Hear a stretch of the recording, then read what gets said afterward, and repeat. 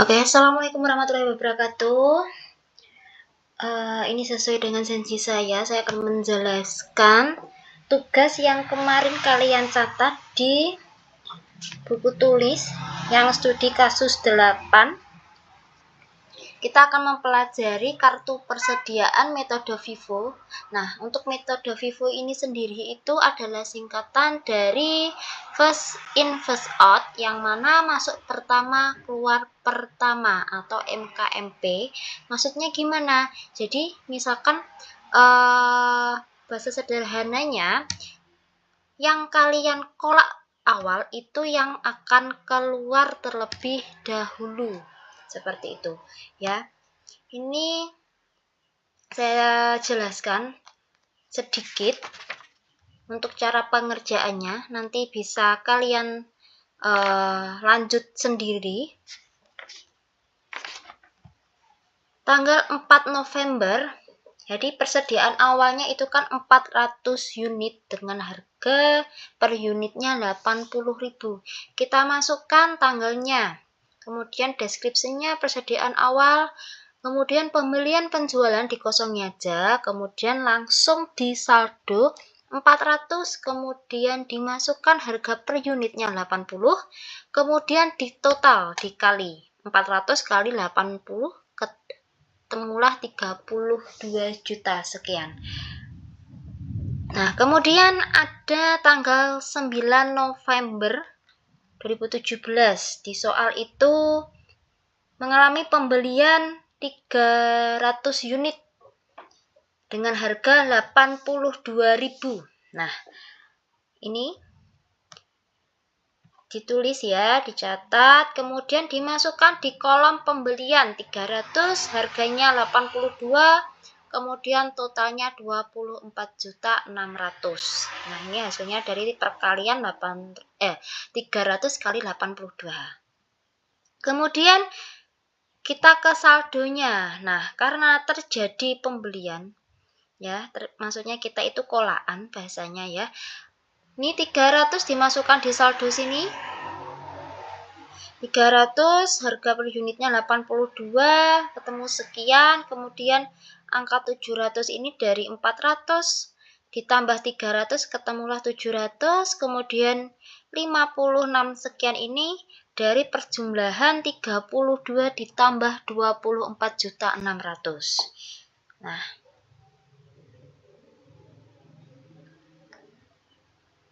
kita lanjut selanjutnya. Tanggal 12. Nah, tanggal 12 ini kan ada penjualan senilai 450 per unitnya, harganya 90.000. Nah, penjualan 450 unit. Bentar, ini harganya 90.000. Nah, kita masukkan di kolom penjualan karena kita menjual barang kita. Nah, soal kan 450. Ini kenapa kok saya tulis 400?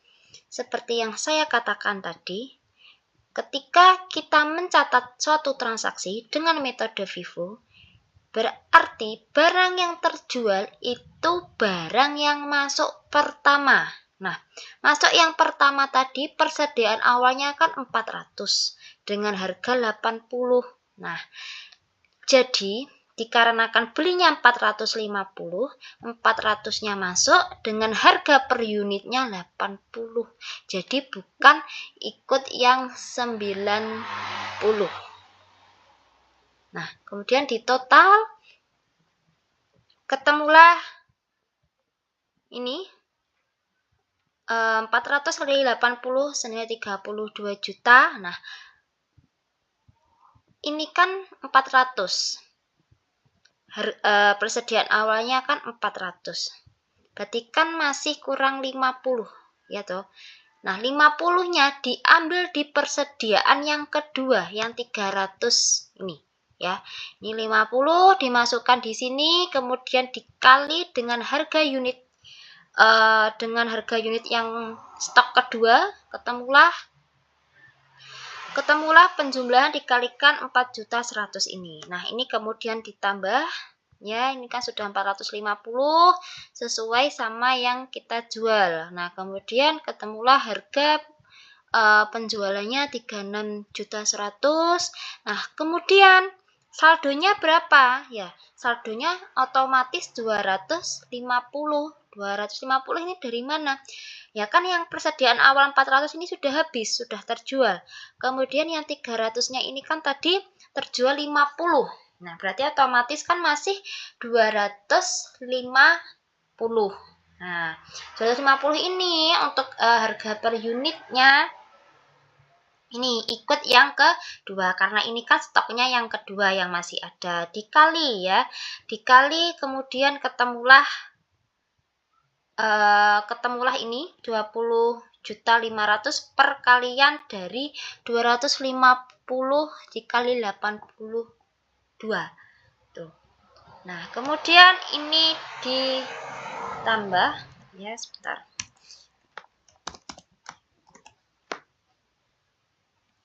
Oh, tidak. Enggak, ini masih tetap ya, jadi tetap hasil dari 250 kali 82 karena ini stok terakhirnya. Nah, ini stok akhirnya 20.500.000. Oke. Nah, seperti yang tadi, kemudian ada pembelian dimasukkan, berarti kalau ada pembelian kita akan polaan, jadi menambah stok ini dengan harga sekian. Terus masuk 400, jadi 400 ditambah 250, ketemulah 650 dengan per unitnya 83.000, kemudian hasil perkaliannya 33.200. Nah, 53 juta ini itu hasil dari 20.500.000 ditambah 33.200. Nah, untuk transaksi selanjutnya kalian lanjutkan sendiri. Kemudian ini saya akan menjelaskan tentang LIFO.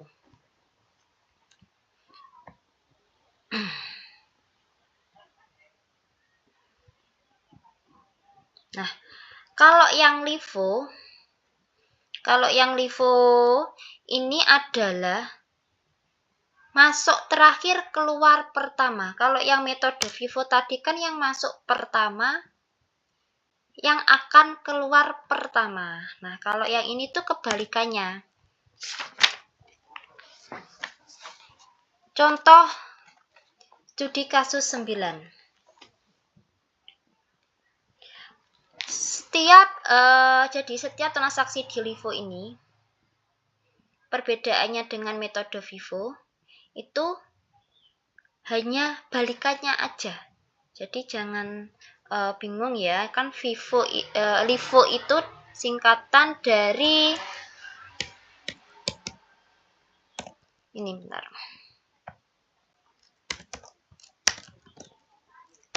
Last in first out, yang mana masuk terakhir keluar pertama. Jadi kalau yang tadi sebelumnya kita kolaan yang awal itu yang akan keluar. Kalau yang ini enggak, kita kolaan yang terakhir itu yang akan keluar gitu. Jadi bukan kolaan yang pertama. Bahasa mudahnya gitu. Misal nih 1 September 2017, salah. Nah, persediaan awalnya kita masukkan ya, 100 sama 250 kita masukkan di kolom saldo, ini sekian-sekian, terus ditambah ketemulah 350. Kemudian ini dijumlah ditambah ya, 7 juta ini sekian, ditambah 18 juta sekian, ketemulah 26 ini sekian. Oke. Kemudian tanggal 6 Toko Jaya Sakti. Nah, Toko Jaya Sakti dijual kepada Toko Jaya Sakti sebesar 150 dengan harga 85. Nah, ini tidak saya catat 85 per unitnya. Kan tadi Toko Sakti 150 per unit. per unitnya 85. Nah, yang ini yang saya katakan tadi, jika mana kalau yang Vivo tadi itu yang persediaan awal atau masuk pertama yang akan keluar, kalau Livo itu yang terakhir. Nah, 74500 ini kan yang persediaan yang akhir atau yang masuk terakhir ini yang akan keluar. Nah, jadi 74500 untuk harga per unitnya. Dikali ketemulah 11 juta ini sekian. Nah, untuk saldonya berarti ini kan 100 masih tetap ya toh, masih tetap untuk barang yang masuk pertama ini masih tetap 100. Ini harganya 75 masih, terus ini sekian. Nah, kemudian yang kedua, ini tadi kan terdapat penjualan 150 ya. Berarti 250 ini dikurangin 150. Jadi stok barang keduanya kan masih 100 dengan harga 74500. Dikali kemudian ketemulah. Kemudian untuk stok barangnya masih 200 dengan total 14.950. Nah, oke, terus kalian lanjut sendiri ya. Kemudian bila mana terjadi pengembalian atau memo kredit atau retur. Nah, di tanggal 20 nah ini dikembalikan 15 unit. Nah, ketika pengembalian kita lihat dulu transaksinya. September tanggal 20 itu kan dikirim memo kredit dengan nomor faktur tersebut PT Indofood untuk 15 unit barang dari nomor 226, nomor fakturnya 226. Nah, 226 itu nomor faktur dari tanggal 18 dibeli dari PT Indofood. Yang awalnya ini tanggal 18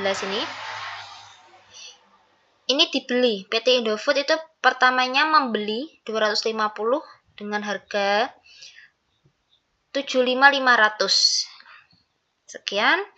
Nah, jadi ini kan otomatis dia bertambah ya toh, saldonya bertambah sekian.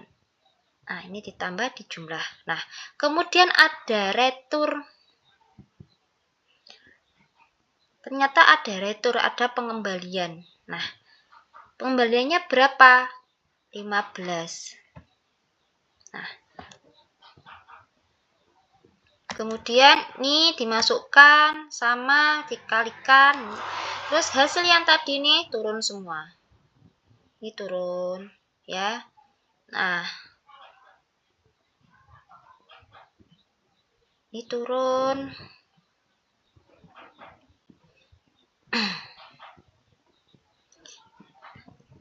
Jadi, bila mana ada pengembalian, berarti gimana? Seharusnya berarti mengurangi seperti ini. 250 dikurangi 15. Nah, karena terjadi retur, jadi masih 235 seperti itu. Oke, sampai sini paham ya? Nanti kalau kurang jelas bisa langsung chat pribadi aja. Untuk transaksinya kalian lanjutkan.